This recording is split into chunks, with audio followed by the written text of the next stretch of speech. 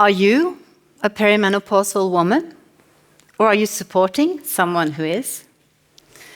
Perimenopause. It might be a new word for you, but I am sure that you have met one of us, or maybe you are one of us. You just don't know it yet. Perimenopause is the first part and the beginning of the menopause transition leading up to menopause, which is a woman's last bleeding. It lasts for several years and may start in your mid-40s, for some earlier, others later. When the ovaries reduce their activity, the hormonal levels drop and can be chaotic. Hormones have a role on nearly every cell in the body. And when the levels decrease, women may experience symptoms. The menopause transition is no disease. Every woman go through it in various ways. It does not have to influence her. Some women glide through, not really noticing too much. But others find especially perimenopause, this first part of this transition, to be challenging. Not feeling like herself anymore, and quality of life and functioning may be affected. It can be a frustrating period, not understanding what is happening and not giving a feeling of not having control. Knowing about perimenopause and its symptoms is important for you as a woman and for everyone to understand midlife women better. As a GP and a researcher with a big heart for women's health, and especially the menopause transition, I want to introduce you to my buckets. My buckets are called the hormone bucket for hormonal changes and symptoms, the life bucket for the way you live your life, and the disease bucket for other medical complaints. These buckets help me to help you in this life phase, both by trying to sort out what is what in the symptoms you are experiencing and when looking at strategies that might help. The buckets may also help in the conversations with partners, friends, family, and co-workers. And the buckets, they have the main role in this talk. But let me come back to them. First, I want you to meet Ellen. Ellen is a 46-year-old woman. She's a mother, a partner, a wife, a daughter, a friend, and a nurse. All these roles come with expectations, commitments, joy, and at times struggles. And I know Ellen from following her over the years in my office. I know she's ambitious, she's social, and engaged in her family, friends, and workplace, something that means a lot to her. And Ellen, she's like the rest of us. She wants a good quality of life, and she is reaching for it. But now, something has changed. These days, you will see Ellen sitting with a blank stare, without her usual warm smile and energetic appearance. When women like Ellen come to my doctor's office, when they say, "I do not recognize myself anymore," wondering what is happening. And many put changes happening midlife to be related to all the roles, expectations, and demands that life and society give. No wonder why I'm feeling exhausted. It's just too much. And as a doctor, I have tried to help. First, I would investigate if there could be something in her disease bucket, ruling out diseases as an explanation of what she was experiencing. And then I would introduce her to the life bucket.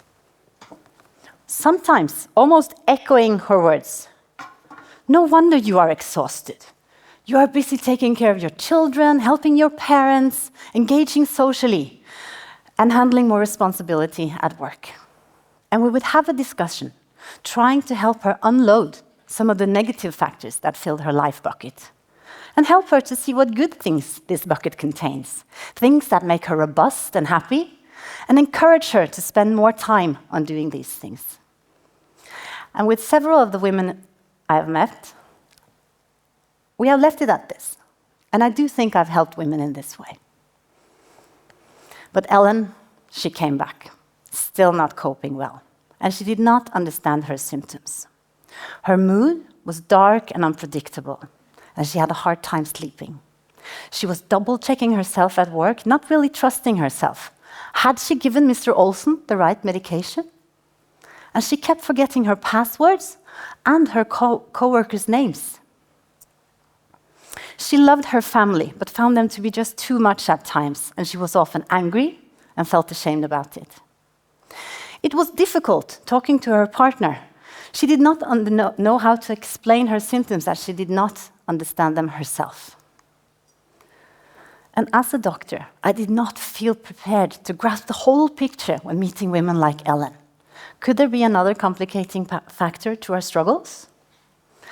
And even after medical school, and working both as a GP and in the women's health department for several years, the challenges the menopause transition gives some women were unknown to me. So 8 years ago, I decided to expand my perspectives to better help midlife women. I realized I needed to learn more about the third bucket, the hormone bucket. I knew that hormonal changes happening midlife can give hot flashes, urogenital symptoms, and that the menstruation would stop. But I knew little about the first part of this transition, the perimenopause. That women may experience symptoms like mood swings, heavy bleeding disturbances, sleep difficulties, concentration and memory problems, joint pain, heart palpitations, headache, loss of libido, weight gain, fatigue. And many women say, I don't feel like myself. And this can be hard to connect to perimenopause without knowledge about these symptoms. And as I learned more, I realized the importance of including all three buckets into the conversation when meeting women in my office. In what you are experiencing, what can be related to the life you are living that might be busy and stressful? Stress can resemble perimenopausal symptoms. And the disease bucket, and what can be related to the disease bucket with other medical complaints? Other diseases may give symptoms that mimic hormonal changes. And for some women, this bucket is already filled up when they enter perimenopause, with diseases like ADHD, migraine, irritable bowel syndrome, diabetes, multiple sclerosis. With hormonal changes on top of everything, their usual coping strategies may be challenged. And then we also include the third bucket. What may be due to hormonal changes? And in all this, we have to remember that everything is happening in the same woman. And the content of each bucket can influence the others.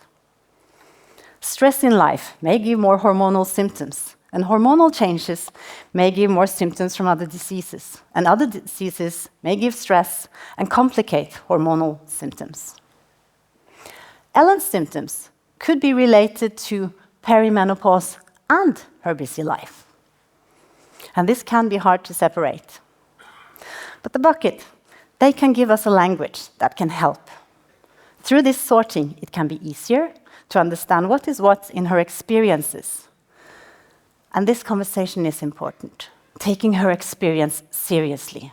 And it is also empowering, finding strategies that might help. The toolbox we have to help and support midlife women is big. Knowledge normalizes this life phase, and knowledge about symptoms can help to recognize them, which in turn makes it easier for you to support and help yourself, or the woman next to you. In the doctor's office, we investigate your disease bucket, rule out other medical complaints, and optimize your medication if you are using any. And we investigate your hormone bucket. We suspect perimenopause through listening to you, the symptoms you are experiencing. Hormonal blood tests are unreliable and not very useful in the chaotic shifts of hormones in perimenopause. The hormone bucket also contains hormone therapy as a tool that may be important for some women. If your quality of life is impaired, and we think your symptoms are related to hormonal changes, hormone therapy might even be the first step.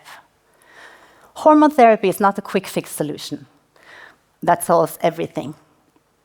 But with less symptoms, you may feel better and gain energy to also investigate your life bucket and fill it up with helpful strategies. More energy to look at your lifestyle and your self-care priorities, Focus on what you put into your life bucket. Sleep, stress management, exercise, time with family and friends, eating healthy, no smoking, less alcohol. And a focus on how you prioritize in life and make yourself a priority amidst everything else. What makes you happy? Are you spending time on doing these things? All these strategies may help to reduce hormone-related symptoms. And the toolbox also contains your attitudes to this period in life, thinking that you will cope and maybe even evolve. Menopause is not the end of anything but your fertility, which women often have left behind years before entering this life phase. Your hormone bucket might even bring a new beginning, a life without menstrual cycles and related symptoms. And your life bucket contains your experience and that support you, and the knowledge about what you want and like, and not caring too much about what others think about you. And the buckets together can give a life where you choose to embrace yourself as a wise, empowered midlife woman, a transition to a life where you put yourself on the agenda and prioritize what truly matters to you and the people you love. These insights are what I call a dash of menopause optimism. Not a naive optimism, but the knowledge that we can influence this part of life, and the knowledge that there is help if things get difficult. This attitude makes us more resilient, even if the menopause transition is challenging. And Ellen, she grasped this. With understanding and acceptance, she was able to help herself. She got hormone therapy that helped her to reduce her symptoms, and we made a plan for follow-up appointments in my office. She talked to her partner and got understanding and support. And she planned and found more time for the good things and helpful things in her life bucket. And she approached her manager and found strategies at work that helped her to feel less stressed and cope better. And everything was not all shiny, but her quality of life improved, both at home and in the workplace. Midlife women are setting the agenda these days. They want answers to what is happening to them. And we can meet them with respect and curiosity at home, at work, and in the doctor's office, engaging in and remembering all three buckets: life, hormone, and disease. With understanding, patience, and maybe a small supportive push, try to find solutions together. We, as midlife women, are just over halfway through our lives. We are valuable, capable, and experienced. And with better understanding, we can influence and choose to live the rest of our lives to the fullest. Thank you.